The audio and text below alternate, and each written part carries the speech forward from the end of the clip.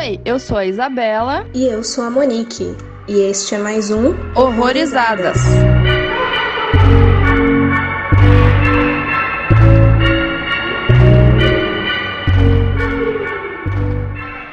Sejam bem-vindos a mais um episódio do Horrorizadas. E hoje a gente vai falar daquele tipo de filme que a gente gosta bastante, que é aquele cheio de desgraceira que você quase se sente ofendido assistindo, porque ele te agride, né? A gente vai falar de Proxy, e quem tá aqui hoje com a gente já é uma figurinha repetida aí, que como ele assistiu já todos os filmes de terror do mundo, sempre que a gente tá em dúvida em quem chamar, a gente chama ele.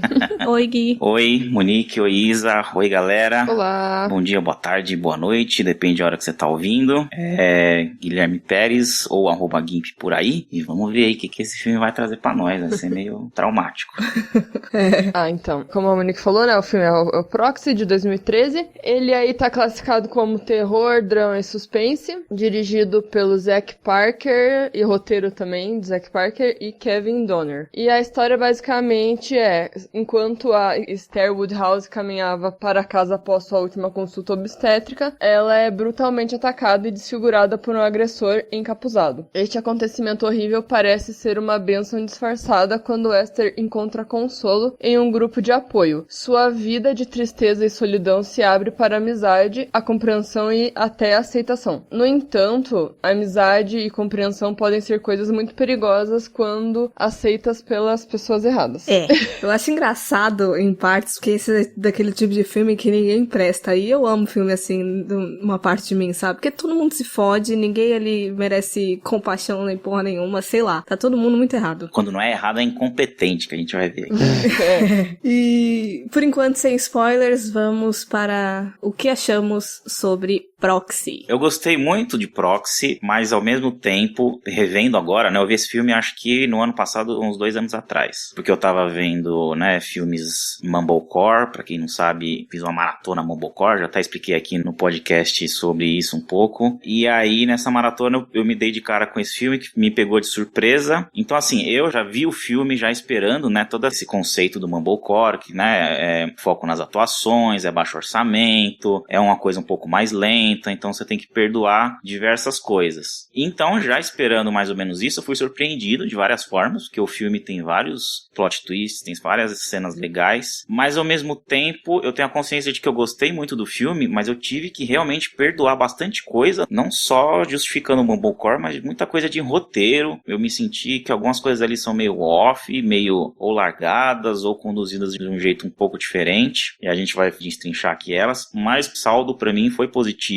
Eu gostei bastante, me pegou desprevenido em várias situações. Tem ali, né, um clima bastante Hitchcockiano, que a gente vai comentar aqui também. Várias referências de vários diretores famosos aí, o De Palma, Cronenberg, enfim. E pelo que eu vi do diretor, ele não é um diretor muito experiente, ou pelo menos não fez muitos filmes, e os que fez, coitado, parece serem ruins, eu não vi, mas eu vou julgar pelo que eu vi por cima. Então eu acho que acabou sendo um resultado feliz pra ele, até porque é um filme um pouco mais conhecido, então pro nicho dele ali deve ter feito um certo sucesso. E acho assim, de uma maneira geral é mais ou menos isso. O saldo foi positivo, mas a gente vai ver aqui que eu perdoei bastante coisa, né? É bom a galera, quando for assistir, ficar sabendo assim por cima, já não esperar com aquelas grandes expectativas. Enfim, é bom. Estou curiosa para saber suas ressalvas. Eu gostei do filme, eu já tinha visto, acho que 1 mês atrás, no máximo. Não conhecia desde então, eu fiquei sabendo pela sua recomendação lá, Monique, no Instagram.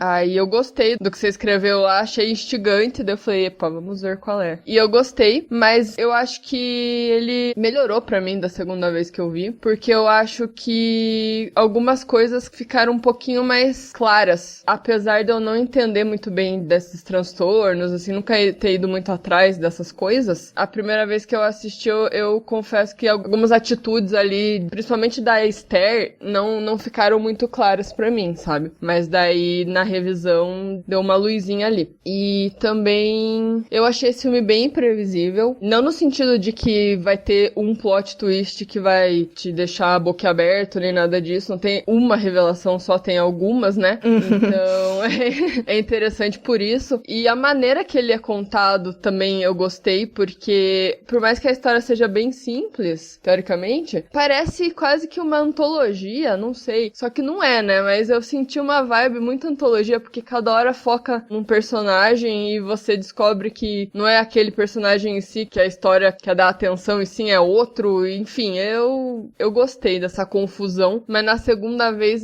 já não foi tão confuso. Então, resumidamente, eu gostei. Eu gostei dele também. Na primeira vez, eu fiquei me questionando por que eu tinha gostado tanto, sabe? Eu fiquei assim, nossa, faltou muito pouco pra ele ser uma galhofa total, mas ele conseguiu se safar por um pouco, assim. Só que aí, na segunda vez, por algum motivo que eu não sei explicar, não sei se é porque eu já sabia da história toda, eu tô até curiosa, como você mesmo falou que quer saber dessas pontuações do Gui, porque eu reparei em alguns detalhes que eu acho que justifica mesmo algumas situações que pra mim tinham ficado muito a esmo. Então, pra mim faz mais sentido na segunda vez do que na primeira, sei lá. Sim, a primeira vez eu saí do filme assim, tá, o que aconteceu aqui? Exatamente.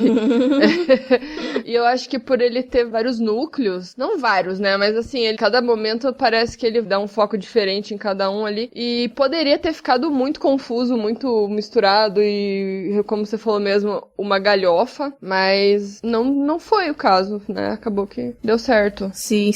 E uma coisa, eu acho que foi até você que levantou, de ser meio que imprevisível, eu não sei, o diretor, ele comenta muito em várias entrevistas, pela verdade, que sempre que ele vai fazer um filme, ele procura ao máximo contar alguma coisa que ele nunca tenha visto antes. E convenhamos, a gente é surpreendido durante quase a porra desse filme inteiro, porque é difícil acompanhar a insanidade daquelas pessoas. Então, acho que ele até deve ter cumprido isso de alguma forma, mas ele também comenta sobre diversas influências aí, como o Gui levantou, Hitchcock, Polanski, Cronenberg, Lynch e o Lars von Trier. Então, é só as figurinhas saudáveis que já dá pra dar uma noção da desgraceira que vai ser essa porra desse filme.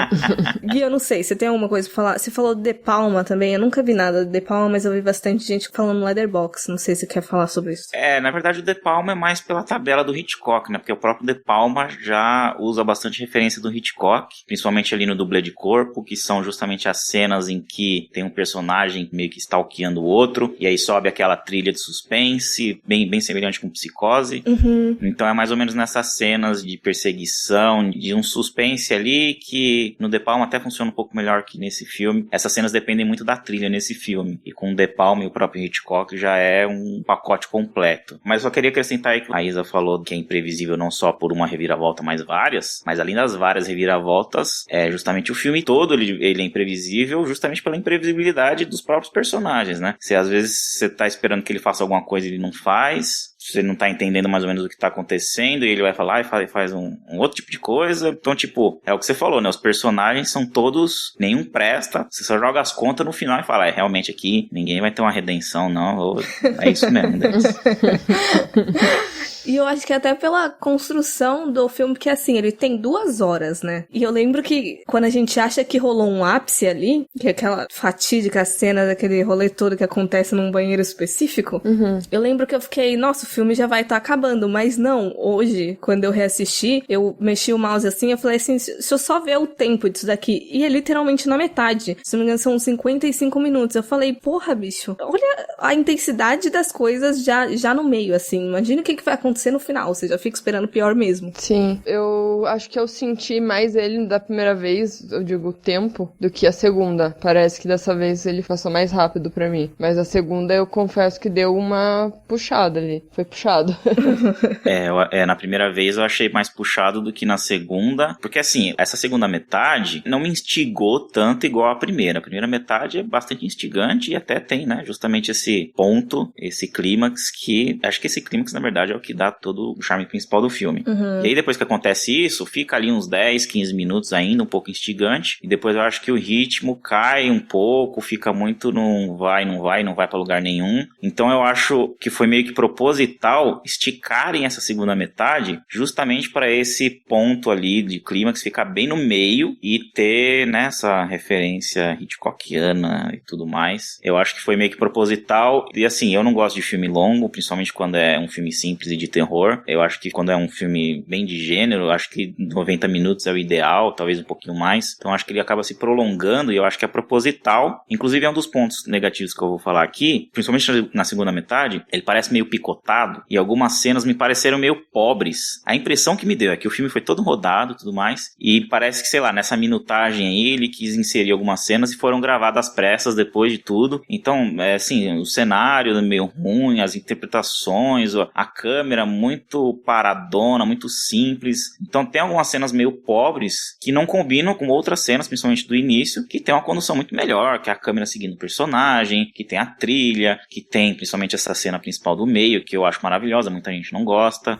Então um dos meus pontos é justamente esse. Algumas cenas, principalmente da segunda metade, parecem meio pobres, e eu fiquei com a impressão agora que é justamente para prolongar essa segunda metade, para ter esse ponto no meio. Eu acho que às vezes até dá um respiro pro final não ser decepcionante se muito comparado, assim, até pra você esquecer um pouco do que aconteceu. O que me instigou muito na primeira metade foi a personagem da Esther, porque ela é muito... não dá pra saber muito bem qual que é a dela, ela é muito apática, ela é muito, sei lá... estranha. É o tipo de personagem que você não sabe o que tá pensando, o que quer, o que não quer. Eu tava bem, assim, interessada em saber o que ela ia fazer e tal. Então, quando ela faz aquela coisa na metade do filme, eu confesso que eu pensei, tá, e agora? Vai pra onde isso daí? Pra mim, a Esther justamente é a melhor personagem, e acho que até a atriz também. Eu gostei muito da personagem dela. Por isso que o início eu acho até melhor. É muito, assim, ela é muito com ela mesma ali, bem sem muitos trejeitos, você não sabe o que ela tá pensando. Quer dizer, você sabe que ela tem uma tristeza ali profunda, você acaba confirmando que realmente é uma tristeza profunda, mas ela desde o início tá ali apática, isso ainda no início. Quando ela sofre lá o ataque, perde o filho, ela não se mostra tão preocupada assim com a criança, então você já vê que ela tá meio depressiva, que é comum, né, de mães, principalmente mães que não têm parente, amigos, é um fardo muito grande. Então eu gostei muito do personagem dela, e aí agora eu puxo uma palhinha pra outro ponto negativo meu, é que os outros personagens pra mim não me agradaram tanto, assim, me agradaram que eu digo, né, dentro da história, claro que nenhum personagem ali presta, principalmente do marido, que eu achei horrível, a interpretação também, o Joey Swimmer, coitado, ele não sabe atuar, mas enfim. O que também se falou, Gui, que ela parece não estar muito abalada com a perda do bebê. Na verdade, eu já senti isso na gravidez, quando ela vai lá tirar a ultrassonografia, ela dá uma olhadinha na tela ali e nunca mais olha. Geralmente mães empolgadas e tal, elas ficam olhando a todo tempo, querendo saber tudo ali, e ela só olhava pra cima ali, meio, tá, vamos acabar com isso logo. Então, você já nota que ela não queria tá grávida, não queria ser mãe, né? Depois a gente descobre, né, umas outras coisas ali. Aviso: este podcast contém spoilers. Recomendamos que você assista ao filme antes de ouvi-lo. Eu reparei muito nessa segunda vez que eu vi que tem uns diálogos, não que eles sejam muito importantes, mas que você sabendo já do que acontece, você já fica, complicado. Sim. Tipo, assim que ela acorda no hospital e vem a assistente social falando com ela, de que, toda essa atenção provavelmente vai te incomodar. Ela faz uma cara de tipo, talvez não, talvez eu queira atenção sim. Foram algumas coisas logo de início que fiquei, olha lá, você já tava contando a história desde aí desse começo, só que a gente não sabia ainda. Sim, é verdade. Isso que me deixou muito confusa com a Esther. E quando ela morre, eu fiquei, tá, caralho, porra, e agora, né? Tipo, eu tava tão focada nela. Por isso que é legal isso, porque esse filme, ele vai mesmo contando a história de cada um, por mais que não aprofunde tanto, porque você não sabe porra nenhuma dela, né? Ela fala que não tem amigo, não tem família, você não sabe o trabalho dela, se ela trabalha ou não, você não sabe nada. E você só sabe que ela engravidou por inseminação artificial, e daí você descobre que ela queria que o filho dela morresse, mas aí você fica, por quê? Se você escolheu engravidar, não faz o menor sentido. Aí depois você descobre que ela só queria estar grávida, mas não queria o filho. E eu fiquei, é isso, gente? É aí mesmo? É isso que ela queria mesmo? Como assim? Eu acho que aí já é a introdução do que a gente vai ver na outra moça, que eu esqueci o nome, a loira. A Melanie. Então as duas vão ter ali uma semelhança nessa coisa de, né, tomar decisões drásticas só pra ter atenção, sem pensar muito nas consequências. Então, primeiro a gente tem a Esther, e aí a Monique tava falando de que, sabendo o que aconteceu, você consegue reparar em vários diálogos. Eu acho que na primeira metade isso tem bastante, por isso que eu gostei bastante da primeira metade. É muita coisa ali que você tem que pegar nos detalhes, ou uma coisa que você vai descobrir depois, não tem muito diálogo expositivo. Na verdade, o filme é até muito... Tem muitas cenas com o personagem sozinho, né, ou perseguindo o outro, então são cenas em silêncio. Então você acaba vendo a história com silêncio, só pela trilha e pelo que a pessoa tá fazendo. E aí na segunda metade tem um diálogo ali expositivo que é bizarro, mas eu quero chegar lá depois. Então assim, essa parte da Esther me agradou bastante e realmente é algo ruim e bom ao mesmo tempo, né? Porque quando ela morre ali no meio, você fica, meu Deus, e agora? Quem que nós vamos seguir agora? Porque os personagens estão meio, né? É que a gente tem parece que é um automático na cabeça de que o filme começa com uma personagem, significa que vai acabar com ela também, sabe? Parece que a gente fica no automático, assim. Aí quando isso muda, então pera lá, não era sobre ela necessariamente, né? Porque eu senti muito que era mais sobre a Melanie, esse filme. Muito mais. Depois que a gente termina, a Esther foi tipo uma peça ali no jogo, né? Então eu acho que isso que é mais surpreendente.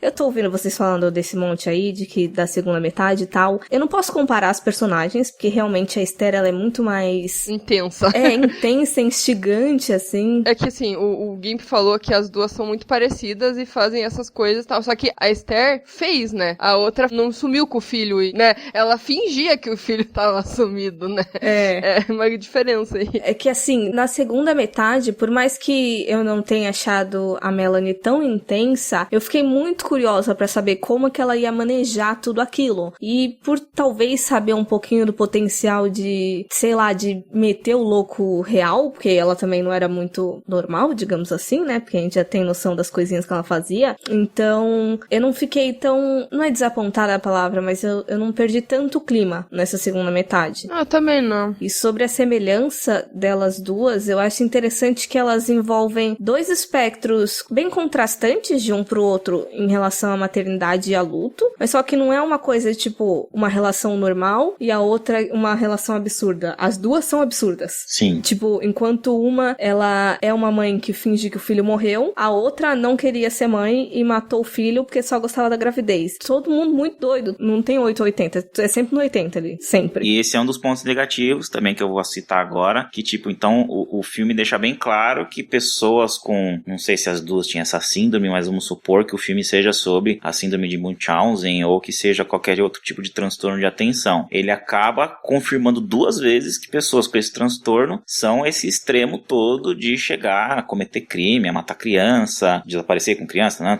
Então, eu não gostei desse tratamento que o filme teve de mostrar 2 extremos para um transtorno que, sim, não é tão assim, né? Da própria série baseada lá na... É Didi o nome dela? Didi e a Gypsy. Então, a própria série, ela tem ali uma dramatização e ela acaba meio que, né, tendo um pouco mais de sutileza, você acaba tendo um pouco de empatia, digamos assim, pela própria mãe, apesar dela ter esse transtorno, você acaba entendendo que é um transtorno e que ela não é assim, né, uma pessoa necessariamente má.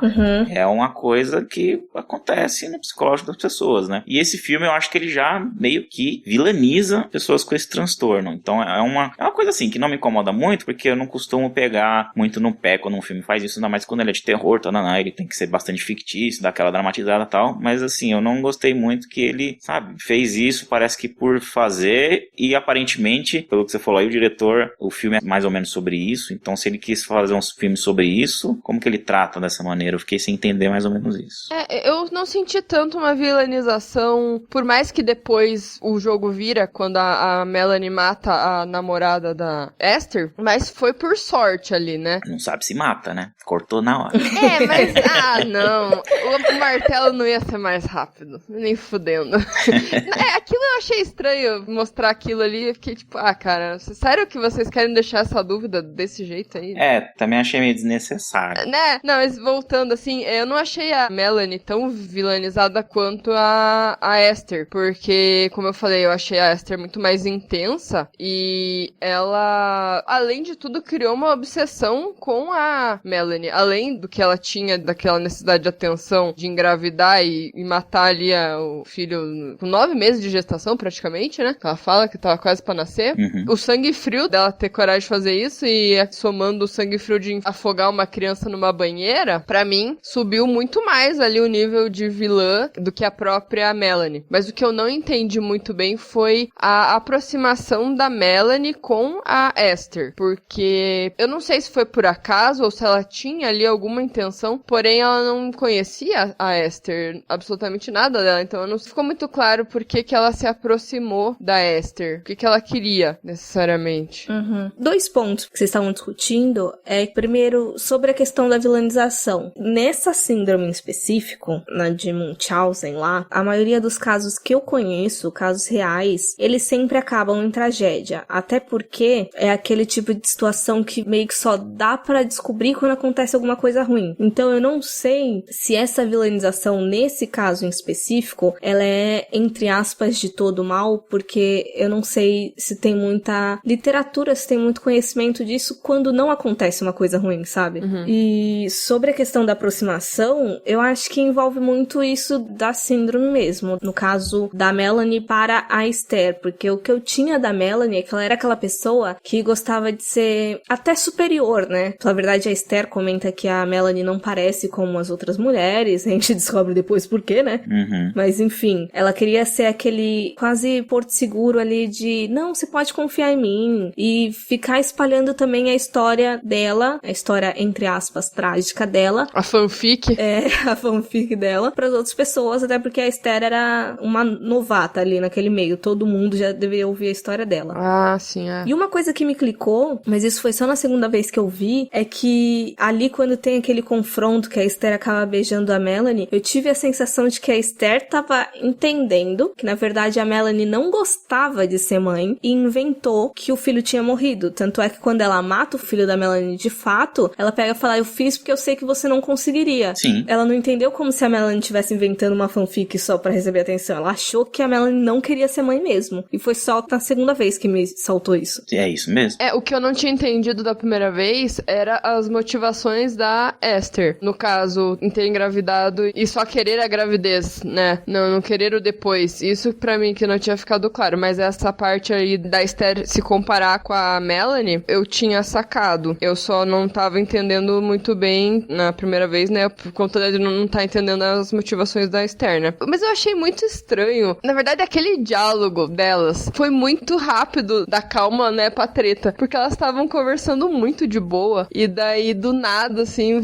ficou tudo errado, né? Sim. E porque ela confronta, né? Ela fala, eu vi que você tem um filho e tal, não sei o quê. Aí fudeu, né? Aí ela fala assim, não, você não viu nada, sai daqui, né?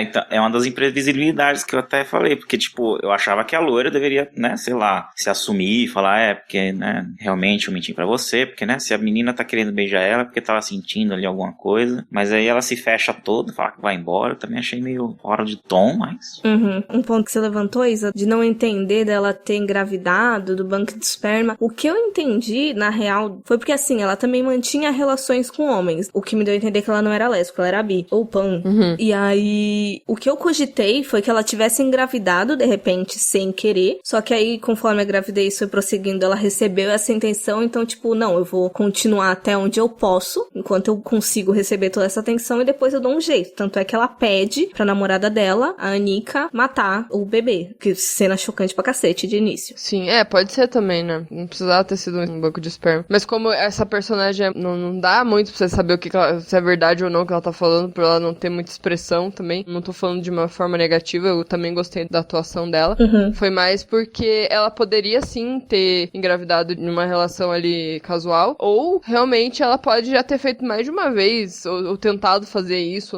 enfim, né? Nunca se sabe, a gente não sabe nada dela, né? Uhum. Vai que é um padrão ali, ela já fez isso. Na primeira vez que eu assisti, eu não sei se eu não peguei essa parte que ela fala que foi inseminação, ou se eu justamente pensei nisso. Ela só falou ali pro investigador, mas que poderia ser outra coisa, ela engravidou, ou porque não queria, ou foi acidente, ou foi abusada, e aí não queria mais o filho. Uhum. Mas agora, nessa segunda vez que eu vi que ela falou isso, eu também fiquei meio sem entender, e aí eu fui mais pra parte da própria síndrome de que ela engravidou porque ela queria atenção e simplesmente desistiu. Mas eu acho que realmente é meio ambíguo, dá pra pensar nas duas formas. Mas eu acho que também seria mais fácil cancelar as investigações se ela só falasse que foi banco de esperma, porque eles iam querer rastrear provavelmente o pai da criança pra saber se ele tinha alguma coisa a ver ver com o ataque, né? Eu acho que quanto mais pessoas são envolvidas, acaba se complicando muito mais. Então ela queria que aquilo acabasse logo, então fica meio... não tem como a gente saber. Bom que você falou isso, porque o polícia incompetente nesse filme é impressionante. É o meu ponto mais negativo aqui. Começa nessa cena do hospital, que o cara faz 2 perguntas, ela responde, fica por isso mesmo, o cara nunca mais aparece. Ficou por isso mesmo. E aí, naquela cena do carro, pelo amor de Deus, a cena toda do carro, já vou até falar aqui tudo, pra não ficar faltando nada. Porque, né, o marido descobre que o carro tá lá, eu acho que já tava umas 4 semanas, né, porque a mulher ficou presa 4 semanas, então o carro tá 1 mês lá, na cena de um crime, tem um carro em frente, a polícia não investigou porra nenhuma, não descobriu aquele carro, quem descobriu foi o marido. E aí, como se não bastasse, a dona do carro, que é a namorada, ela fez a denúncia, ela reportou um roubo de carro, nem cruzaram informação, nem aí, e aí quando acharam o carro, ainda foram lá avisar, falaram onde tá, deu todas as informações pra ela, e falou que ia ser rebocado, só que quando a namorada vai lá, o carro ainda tá lá, nem foi rebocado ainda. Ah, é verdade, ia ser rebocado, é verdade. O polícia imprestável que não investigou absolutamente nada.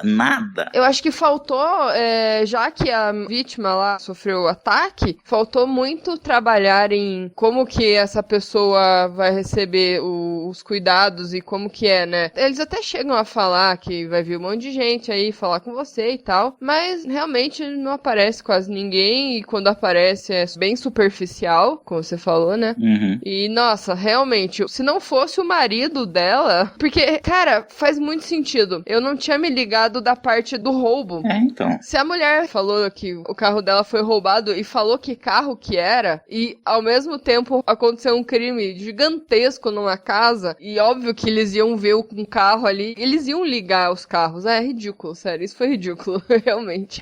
Eu senti uma incompetência, mas ao mesmo tempo, quando a Anika, que é a namorada da Esther, quando a policial aparece lá você reportou um roubo e tal, a Anika fala, eu achei que a minha ex tivesse pego, mas depois eu descobri que não, e aí foi quando eu reportei o roubo. Então, eu acho que eles nem cogitaram quem era a namorada da Anika, tipo, não ligaram uma coisa com a outra. Não, isso não sabia mesmo. Não a namorada, mas saber que o mesmo carro de uma cena de crime que ficou famosa ali, apareceu na mídia ali, será que não tinha um QI ali, maiorzinho ali, falando, tem um carro ali que é a mesma placa do roubo lá, que reportaram. Não teve ninguém pra juntar? Não tem. Até quando o marido abre lá o carro pra ver o que tem dentro, dá pra ver que tem um monte de cocô de pombo ali, tá 1 mês o carro parado. Uhum. O bagulho tá aberto, ele abre o carro e ele encontra documento lá indicando de quem é, inclusive. Que ele chega a guardar, eu acho. Sim. Aí são uns detalhes que é artifício de roteiro que a gente até dá pra perdoar, né? Tem muitas coisas assim no filme que a gente perdoa, né? Como que o cara descobre tal coisa. Igual a conversa, uma das cenas que eu falei que achei pobre, é justamente o marido falando com um cara lá do grupo, quando ele descobre que a mulher participava do grupo. Essa cena foi meio pobrinha, mas é um dos diálogos expositivos, tal, que o cara conta meio que do nada, e aí descobre. Então, tipo, isso é artifício de roteiro que você até perdoa, né? Porque acontece, às vezes, tem que ter ali, às vezes, uma facilidade.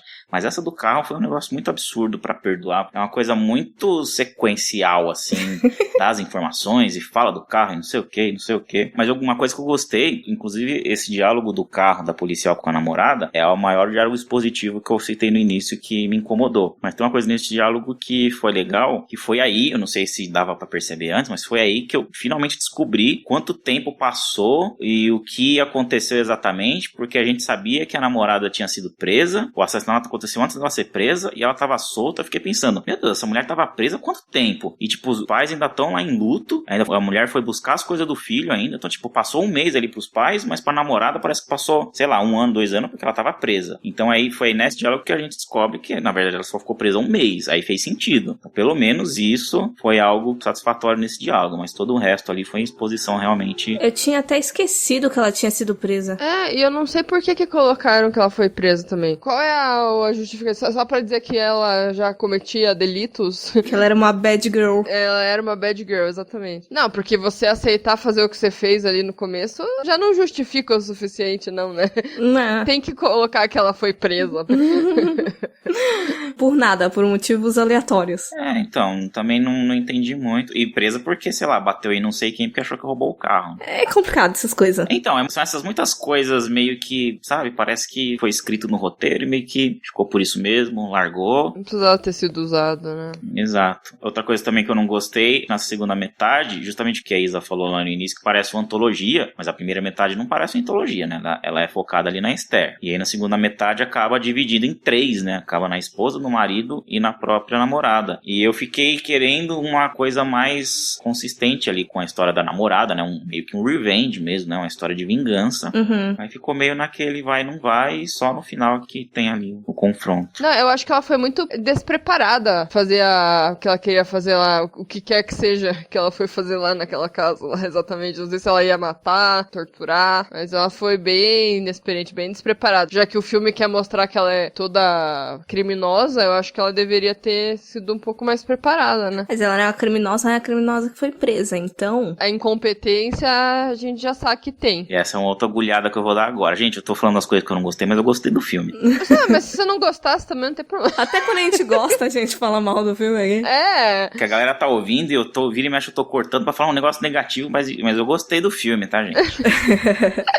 Não, mas não tem problema. Então, uma outra pontada que eu vou dar é que é meio estereotipado nessa namorada. Ela tem aquele aspecto, acho que chamam de butcher, né? Lésbica butcher. Caminhoneira. E ela é meio misógina ali. Na primeira cena em que ela tem relação ali com a Esther, ela parece um homem abusivo com ela, né? Fala que não pode fazer tal coisa, você já fica com a paranoia que você tava traindo, e fala que a Esther depende dela porque ela vai proteger, né? Aquele acolhedor meio, né? Sutil lá, abusivo.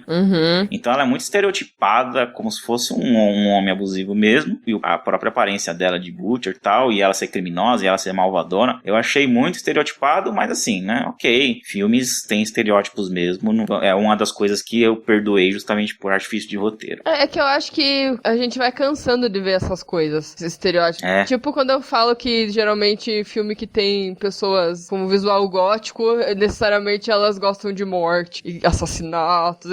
Aí eu sempre coloco uma gótica meio psicopata, assim, só que não é bem assim, né, gente? Mas eu também concordo com o estereótipo, e também você falou dela ser abusiva, além de tudo, ela ainda ficava meio que espionando a Esther, porque ela fala uma hora, eu vi você no parque, quem que é aquela vadia que você tava no parque? Ah, verdade. A única coisa boa que eu achei dessa relação delas duas foi porque eu sempre tenho medo de quando é um diretor filmando lésbicas, né? E eu até que não senti as coisas muito fetichizadas, porque, por exemplo, quando elas estão transando, tá tudo meio borrado, eu imagino até que seja pra confundir a gente até daquela relação, porque até aquele momento do filme a gente não sabia que ela tinha uma relação com uma mulher, né? Aí não foi aquela coisa que parece pornô, né?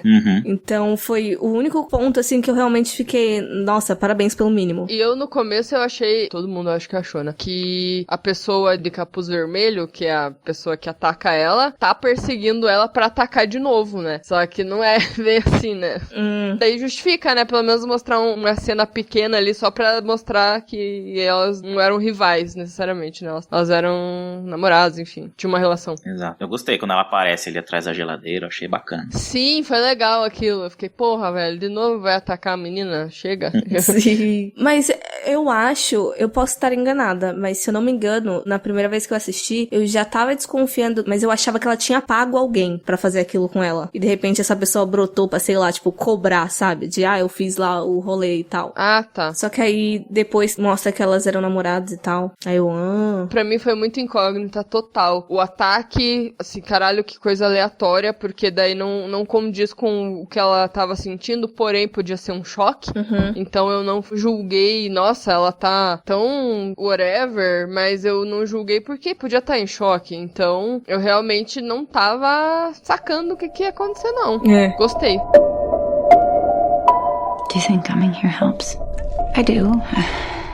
I mean, there is something about hearing other people tell you terrible things that have happened to them. It kind of makes you feel better about your own problems.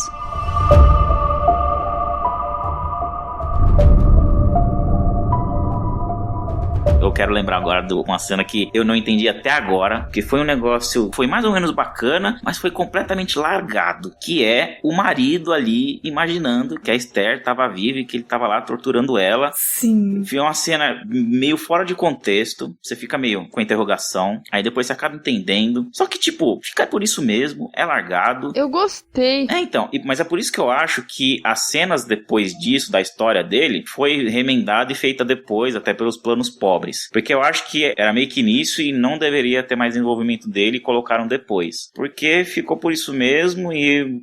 Eu acho que eles tentaram tratar ali, explorar a obsessão dele pela Esther, porque ele mata ela, claro, no calor do momento ali, a gente não sabe qual seria a reação, mas a reação dele foi atirar. Não foi, tipo, parar ela e manter ela ali, enfim. Aí eu acho que até rolou um arrependimento dele ter matado ela, porque ele queria muito saber por que diabos ela fez aquilo, né? Então eu gostei dessa simulação de tortura, porque é muito legal quando ele sai ali de uma porta e ele tá todo cheio de sangue. Eu falei, caralho, por que ele tá todo cheio de sangue? Só que daí ele sai de novo pra rua. Né, isso, ele vai pra rua, daí ele já não tá mais. Aí eu falei, epa, entendi o que eles quiseram colocar ali. E eu gostei disso. Eu também gostei, mas eu achei que podia ter mais daquilo, assim. Eu também gostei, mas ficou por isso. Eu tenho sentimentos conflituosos com essa cena, porque se por um lado o filme ele tava se mantendo muito na realidade, mas por exemplo, não é só o sangue que aparece assim, que tem essa mudança. Tem uma hora que ele entra no banheiro e ele aparece puxando, e aparece ela de fato, ele só não tá fazendo os movimentos.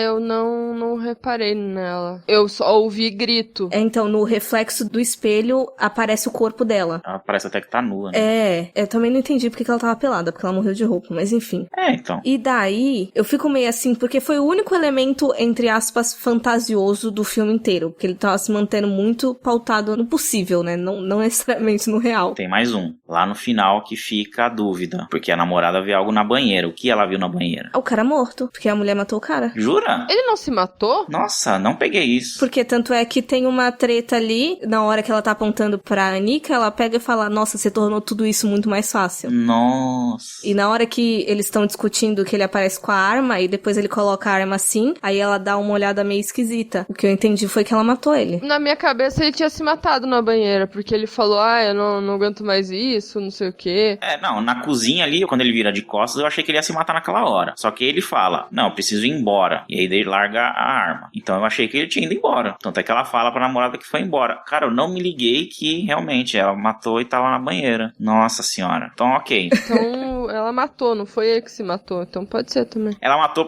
justamente porque a arma mudou de posição, né? Tava na pia e foi lá pro cantinho, na cozinha. Também. E eu acho que pela construção mesmo dela, se ele tivesse matado, ia ser bom porque ela ia poder se fazer de vítima mais ainda. Então ela não ia estar em casa de boa. Ela ia estar fazendo show. Também faz sentido. Isso melhorou o filme pra mim, mas ao mesmo tempo, tá vendo? Ficou um negócio meio esburacado pra mim. Ficou muito claro. Não de um modo positivo, né, ambíguo. Por quê? O que aconteceu exatamente? Porque, tipo, eu não peguei que o cara tava morto na banheira. Eu não peguei isso que você falou, que ela falou que tornou mais fácil. Mas aí talvez também seja problema meu. Tá, Mas não ficou muito claro pra mim. Então talvez faltou alguma coisa de continuidade ou faltou prestar atenção mesmo, não sei. Eu não tinha pegado que ele tinha sido assassinado. Eu também não. Mas eu me liguei que ele tava na banheira morto, mas não que ele tinha sido assassinado. Pelo discurso lá que ele fez, por ele estar daquele jeito, né? Totalmente o oposto da esposa dele. Mas faz mais sentido mesmo ela ter matado. Mas, ao mesmo tempo, ela não tinha esse perfil. De querer matar ele? Eu não senti que ela iria sujar as mãos de fato. Eu senti que ela tava levando as coisas, vendo onde é que ia dar. Porque ela não precisou matar a Esther, ela nem tentou, na verdade. Ela se acoa toda ali, né? Quando ela tá ali no banheiro. Acho que foi por isso que eu senti que não foi ela. Porque eu não tava sentindo isso na personagem. Mas ao mesmo tempo, na última cena lá, ela tá totalmente diferente, né? Já contando a arma pra namorada e delirando. Ela teve a oportunidade ali, né? Mas é que daí ela falou, porra, agora eu ganhei na loteria, né? Meu marido morreu e eu vou matar essa mulher aqui pra ser a heroína. Não sei, é foda. Eu não sei o que pensar. Então, é porque eu comprei que ela tinha matado ele, porque eu acho que faz sentido no aspecto de que ela não é o tipo de pessoa que gostaria de ser abandonada, digamos assim. Eu não acho que ela ia, entre aspas, permitir que ele saísse daquela casa. Faz sentido. Ainda mais quando ele começou a descobrir as mentiras dela, que tanto é que quando acontece a briga dela com a Esther, ela despiroca, não foi por causa do beijo, foi mais porque a Esther descobriu a mentira dela. Então quando o marido começa a cogitar de que porra que você tava falando há um ano que o nosso filho tava morto, sendo que ele morreu mês passado? O que tá acontecendo? Ela fala que ele foi sequestrado, né? Não que ele morreu. Isso. Pois é, mas daí agora eu me liguei de uma frase ali que a Anika fala. Quando ela olha o cara na banheira, que não aparece o cara de fato, ela fala, nossa, você é muito louca, então faz sentido, né? se ela falou que ela era louca, né? Nossa, você é muito louca. Provavelmente o cara tava com um rombo na barriga, né? Não, tipo, o pulso cortado, enfim, né? Faz sentido, sim. É legal quando todo mundo tá com um ponto diferente, assim, de... Não, porque eu entendi uma coisa, eu entendi outra. Pois é. É porque eu acho que foi sinais mistos ali. O cara mostrando uma depressão e, enfim, uma obsessão ali em saber o que aconteceu. Então, por isso que me confundiu um pouco. Então, eu acho isso bom e ruim pro final. Ruim porque, ao menos pelo que eu tinha entendido, tava muito bem estabelecido, e eu achei que todo mundo tivesse entendido isso. Mas como a gente chegou aqui nessa conversa e cada um tinha interpretado aquele final de um jeito diferente, aí eu falei, não, então tu fez alguma coisa errada no meio do caminho. De querer atirar pra todos os pontos. Então, pois é. Eu me confundi justamente porque parecia que ele ia se matar naquela hora, mas falou que precisava ir embora. E aí eu não peguei essa coisa que você falou dela falar que facilitou as coisas, então pra mim ele já tinha ido embora. Então até que no delírio dela, ela fala que se casou de novo, então tipo, porque o cara fugiu mesmo. Não, mas aí no bagulho dela, ela comenta que o marido tinha morrido. No delírio? Não, pra falar a verdade, não é ela que comenta que o marido tinha morrido. Eu acho que a jornalista fala que o marido morreu. Tipo, ela perdeu o filho e aí depois a namorada da assassino do filho aparece numa vingança e mata ele. Ah, eu não peguei isso. Então foi burrice minha mesmo. Ela já tá com aquele plano na cabeça, né? Ela incrimina todo mundo ali, ela não fez porra nenhuma. Ela é a salvadora. Então, e acaba justificando também o final ali. Bom, claro, né? Ela tá sendo atacada pela namorada e tal, mas justifica porque matar a namorada, justamente pra justificar a morte do marido. Então, resumindo, doida. Então, e acabou que ela, no final das contas, quando a gente descobre o plano, querer toda essa atenção, só que ela nunca imaginou que seria tanta atenção, porque aconteceram muitas coisas, né? Não foi uma coisa que era uma ficção da cabeça dela, do filho sequestrado, mas sim, depois ela acabar conhecendo uma mulher pior que ela, ou igual, não sei o que vocês acham, o que é pior ali, mas daí, por conta da Esther, tudo começa a acontecer em umas proporções absurdas, então eu acho que, no final das contas, pra cabecinha louca da Melanie, ela ganhou na loteria ali, né, da atenção. Exato. Né, isso era tudo que ela queria. Só que ela não tava nem imaginando que ia chegar nessa proporção, né? Sabe o que eu pensei agora? Eu ia gostar muito que aquela cena do jornal, ao invés de ter sido um delírio, fosse realmente o que aconteceu depois, e aí de repente mostrasse alguma coisa que ela anuncia uma gravidez no final, né? De que a gravidez não era verdade. Eu ia gostar muito se o filme acabasse assim. Sim. Quando aparece a cena do jornal, é um corte muito grande entre aquela cena e a cena lá dela apontando a arma. Aí eu pensei, nossa, tranquilo, não precisava mais mostrar nada, a gente já entendeu tudo aqui. Só que daí volta pra cena, daí eu gostei, porque daí que você vê, caralho, na expressão dela em si, né? Porque até então ela não tava esboçando uma aparência de maluca, ela tava por dentro, ela é louca, mas por fora, nossa, né, a pessoa mais plena. Mas naquele momento ali que ela olha pro nada e fala, daí a outra fala, nossa, com quem que você tá falando? Ah, tô falando com todo mundo. Eu falei, puta merda, velho. Foi meio Sunset Boulevard, né? Eu gostei, mas eu não gostei da cena do martelo. Achei tosco. Realmente, não precisava mostrar o martelo só pra ambiguidade desnecessária. Mas cortar na hora do tiro, eu achei bacana. Eu nem cogitei de que a mulher fosse conseguir se safar com o martelo, porque tipo... Sei lá. Não, eu não cogitei também, por isso que eu acho que não ficou bom aquilo ali, porque meio óbvio que, né, ela não ia conseguir, só se ela fosse ali, faixa preta em Krav Maga, tá ligado? Pra conseguir desviar, pegar a arma ali, tá ligado? Super rápido. Se ela fosse o Neo do Matrix e começasse a... enfim. Aquela cena do banheiro foi... Caralho, foi uma coisa, né? Foi a cena que eu achei que o filme já tava acabando, que ia ter 10 minutos. Mas não, ainda tinha 1 hora. E eu fiquei, eita porra, eita caralho. É o tipo de cena bonita que a gente fala, né? É aquela cena que eu quero tirar uma foto e emoldurar, sei lá, porque é muito massa. É o meme do Tarkovsky falando Poetic Cinema. Inclusive, eu acho que foi nas entrevistas que eu vi, no caso, ele falou que essa cena em específica foi de muita influência do Lars von Trier. Ele comenta do Melancolia e do Anticristo, se eu não me engano, que tem umas slow motion, assim. Realmente. Sim, é verdade, total. Porque assim, agora a história dos bastidores. Eu li a pauta, aí eu vi as referências e tava lá Lars von Trier. Aí eu fiquei pensando, onde tem Lars von Trier aqui? E agora que eu me toquei que essa cena realmente é por Lars von Trier, justamente porque tem a câmera lenta. E eu vi muitas críticas sobre essa cena, porque pra que a câmera câmera lenta, porque parece que tirou tudo que queria passar, que é a imprevisibilidade e tudo mais, mas eu acho que a cena ficou bastante, realmente, entre aspas, poética, foi uma cena bastante estética, o sangue ali bem vermelho, e jorrando na cara, jorrando não sei aonde, até porque não é tão imprevisível, uma vez que você tá vendo ali a situação... Era isso que eu ia falar. Que imprevisibilidade? Uma vez que a situação tá ali armada, não existe previsibilidade. Você sabe que ele vai atirar, você sabe quem vai morrer, então acho que a câmera lenta ali, eu acho que deu um ar bastante... Enfim, a cena toda, né? Não só a câmera lenta, mas a própria posição da câmera, próprias cores e tudo mais. Ela na banheira gritando, acho que é a imagem principal do filme, né? Muito bacana. Uhum. Eu gostei da cena, gostei. Eu só não consigo entender a utilidade naquele momento da cena. Por quê? Lars von Trier, punhetação. Eu acho que é mais pra referenciar mesmo, porque eu não consigo pegar a real intenção. Tem filme que câmera lenta é importante pra certas coisas, mas nesse caso, você ia conseguir ver o que ia acontecer se não fosse numa câmera lenta, né? Então, eu não sei se utilidade prática, técnica ali foi algo que ele pensou. Eu acho que foi mais mesmo as referências, porque eu não consigo justificar de outra forma. Toda vez que eu vejo câmera lenta em cena gráfica, eu acho que é só pra prolongar, não o sofrimento, mas numa certa parte fica bonito. Só pra detalhar mais, né? As expressões, porque ficou muito expressivo, né? O rosto dela ali na banheira, gritando, o sangue jorrando na cara da mulher, né? Da loira, e ela assim com aquela cara, tipo, de puta merda. Vai ser a capa do episódio essa foto, inclusive. Aí a cara do homem lá, quando ele vai atirar na cabeça dela, e ele meio que fecha o olho, né, pra não ver o estrago, aquele sangue total, assim, na cara, misturado com uns miolos, provavelmente. Nossa, verdade, os pedacinhos. Quando ela cai na banheira também, você vê que a barriga dela tá toda meio... Não tá só um sanguinho ali, tem umas coisas esquisitas. Era meio que uma escopeta, né, tipo, ia fazer um estrago absurdo. Pra mim são duas funções. Isso tudo que a Bela falou, na minha terra se chama punhetação, que é o que o Lars von Trier faz. E a outra função é o que é justamente que a Monique falou, que vai usar de capa, é justamente pra pegar a frame do filme e fazer a divulgação. Pra isso que servem essas cenas gráficas em câmera lenta.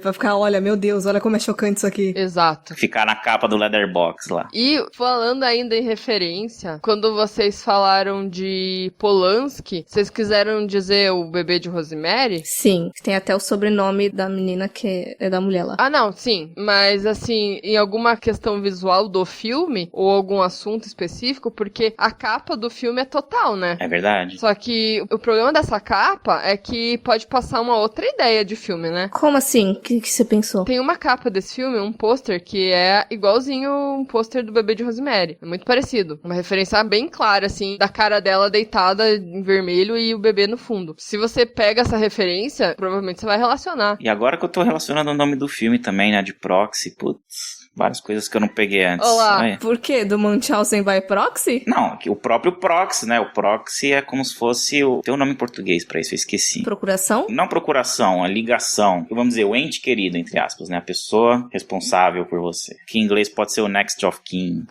Mas que ideia errada que você achou que ia ser muito parecido com o Bebê de Rosemary? Deixa eu falar antes dela falar, então, pra ver se eu acerto. Tá. Porque, justamente pela referência ao Bebê de Rosemary, parece que é um filme sobre, não necessariamente o Bebê de Rosemary, mas sobre onde o mal é o filho. Igual o filme recente que saiu agora, o Som, né? Seria mais ou menos isso. É isso? Exatamente. E também focado em uma gravidez. E esse filme não é focado numa gravidez, né? A gravidez acaba ali na metade e depois muda o foco. Então, coisas assim, né? Tipo, estou carregando um bebê demoníaco na minha barriga. A gravidez acaba nos 5 minutos de filme. Ah, não, a gravidez acaba nos 5 minutos de filme, é verdade. Por isso que esse pôster pra mim ficou muito... vai chamar a atenção errada. É assim, eu vou dar um pitaco que deve ser desconsiderado porque eu nem assisti Bebê de Rosemary. Mas o que eu vejo é qualquer coisa envolvendo filho, maternidade e gravidez, o pessoal compara com Bebê de Rosemary. Então eu até entenderia essa possível referência porque, sei lá, o pessoal adora falar de Bebê de Rosemary à torta e à direita pra qualquer coisa. Então, sei lá. Ah, mas eu acho que o pôster é um negócio que chama uma atenção, né? Então, toda vez que você pega uma arte de um pôster que faz uma referência a um outro filme que não tem absolutamente nada a ver, eu acho meio errado. Certo não é, né? Mas o pessoal só quer vender o filme, né?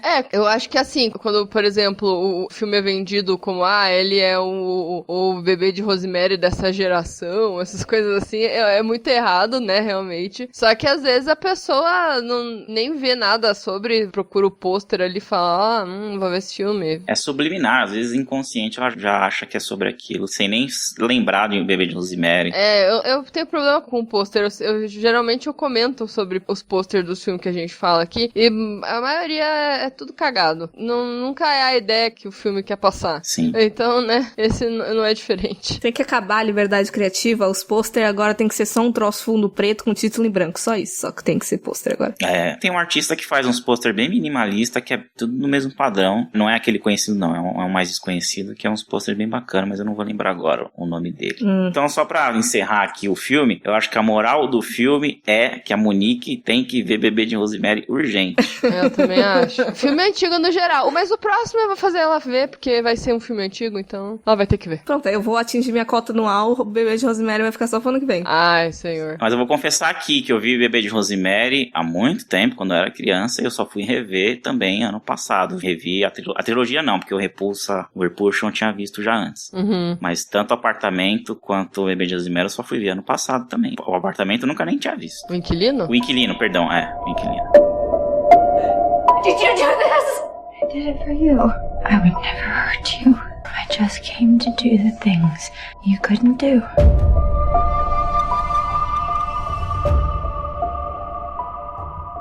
Indo para as conclusões finais aí, qual é a mensagem final sobre Proxy? O que alterou esse episódio aí, essa discussão que a gente teve? Eu acho que assim, com essa discussão eu aprendi muita coisa, principalmente o que tinha na banheira. Mas eu acho que a mensagem, pra mim, do filme eu acho que o filme se resume, pelo menos a mensagem dele, na cena final do delírio e da última expressão da Melanie, que é ela ali entrando de cabeça na, entre aspas, loucura. Então acho que o filme é justamente sobre como, não necessariamente o Munchausen, mas algum tipo de síndrome, psicopatia, como isso afeta a pessoa. Assim, como existem algumas coisas na nossa mente que a querer atenção e até onde o ser humano pode chegar nisso, e aí a gente puxa o link lá no início pra Esther, que pra mim fez algo mais drástico assim, né? Não tô comparando um adulto com um bebê que não nasceu ainda, mas é algo mais drástico porque te pega de surpresa, é uma história mais cativante, o personagem é mais cativante, e na primeira metade tem aquela cena que a gente discutiu aqui, que eu achei ótima, e aí na segunda metade dividiu muito. Eu acho que eu não destaquei tanto aqui, o tanto que eu não gostei do personagem do Joe Swinburne, e dele mesmo, eu não gosto dele atuando, eu acho que ele, dirigindo, ele é até bom ali nas comedinhas, mas eu não gosto dele atuando, enfim. E aí dividiu muito, eu esperava algo como Revenge com a namorada, ou algo que explorasse mais a própria Melanie, nesse sentido do Munchausen, ou que seja a síndrome que queira passar ali, e no fim o filme ficou nesses 3 galhos, mas pra mim a mensagem principal foi que o filme é sobre realmente a Melanie, acho que é até uma coisa que a Isa aqui falou no início. Então pra mim a conclusão final pra tudo isso, além da minha grande descoberta de que o Joe Swinburne morreu, então tipo, eu já apreciei mais o filme, porque o personagem que eu não gostava morreu, eu não sabia disso.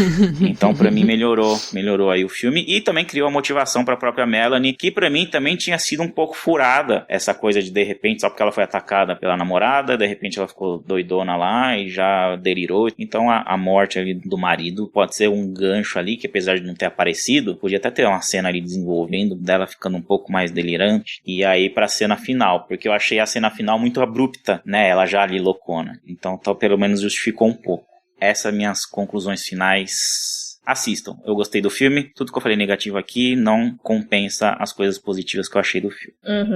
Eu gostei também, como eu falei ali, eu gostei da maneira que a história foi nos apresentada, porque eles poderiam ter focado só na Melanie e daí colocar ali os outros elementos em outra ordem, enfim, mas a gente vê ali que o negócio é bem linear, porque todas as tretas começam com a Esther, né? Então ele vai de uma forma linear mesmo, e eu gostei disso, e como eu falei, eu achei interessante a montagem porque pareceu muito pra mim uma antologia, isso, e eu gosto, né, desses núcleos separadamente, só que eles se ligam, né, de certa forma, só que nesse caso eles não iam funcionar separadamente, né, então não é uma antologia, mas ele tem essa vibe, eu achei. Eu acho que ele vai te chocar ali no começo, e aí você vai ter que decidir se você vai continuar vendo ou não, né, talvez você perca ali ele, mas nada a ver, eu acho que vale a pena, sim. Só que eu não recomendaria pra grávidas esse filme. filme.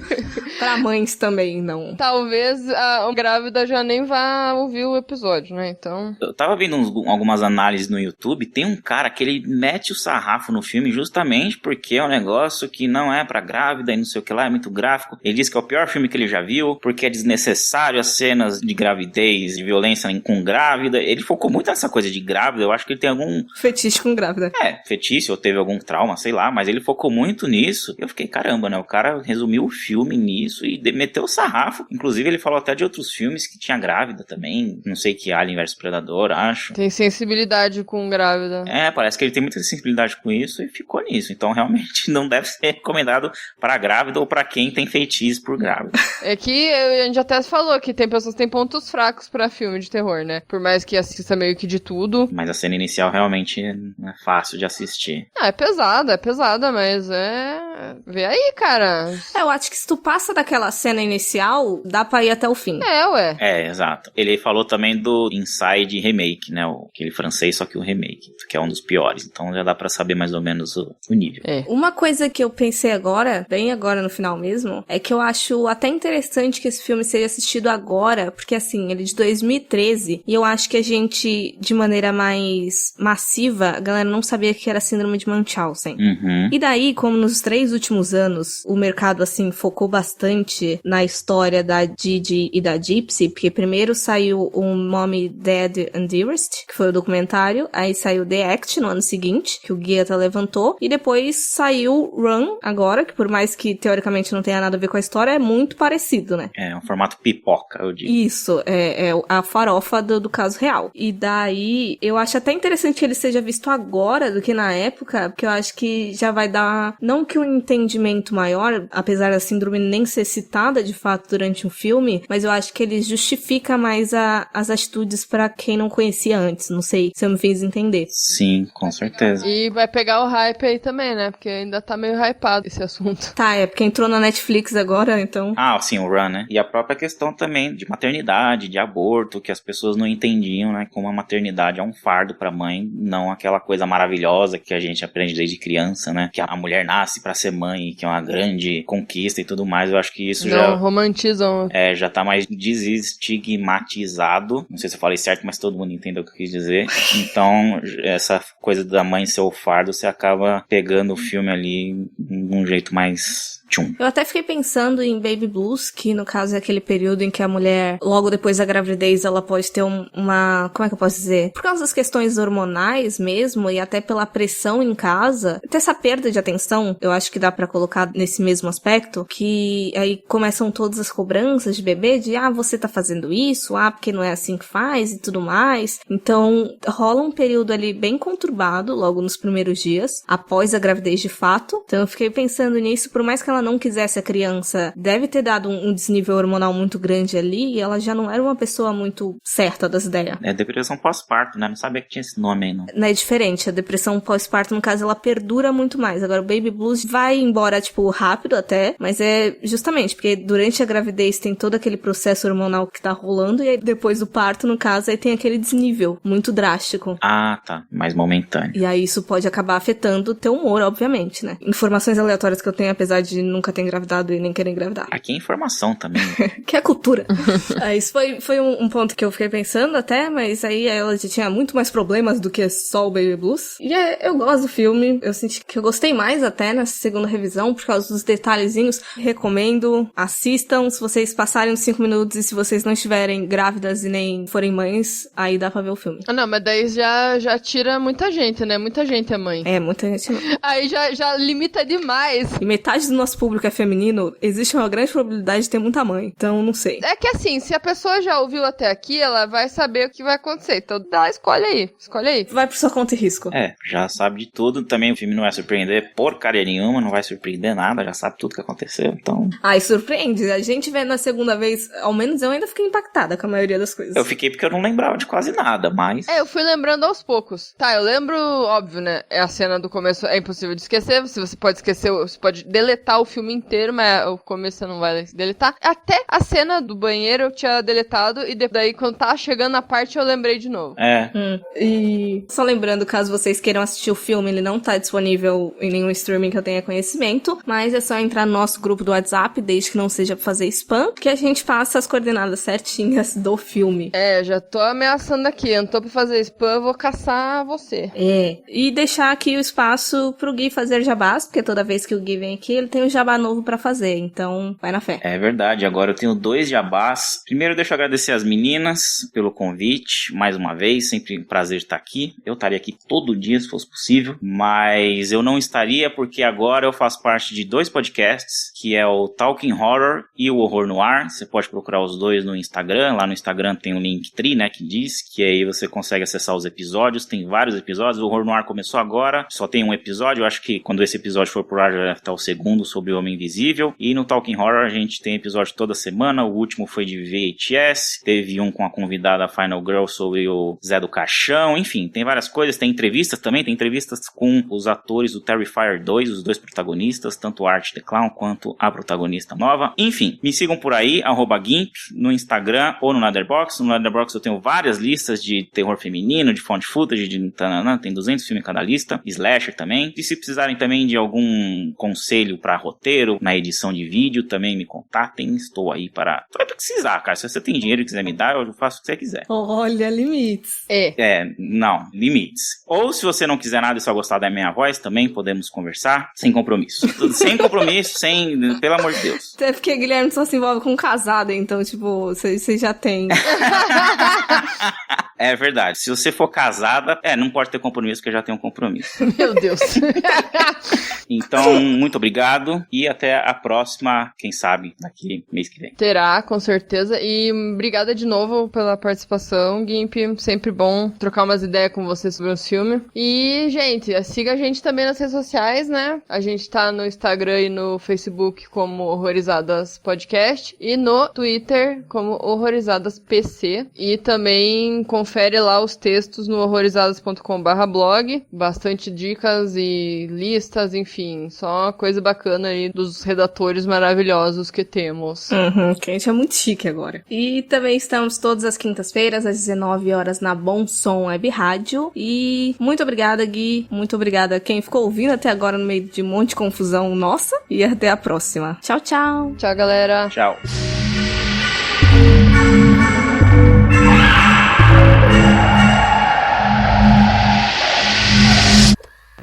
Sabe o que eu lembrei aleatório? Que Dumplings a gente ficava falando de feto também, e agora você tá aqui de novo pra falar de mulher grávida, de bebê morrendo. Tá virando uma sina. É verdade, hein? Eita. Tá virando um padrão, acho que nos filmes que a gente chama ele.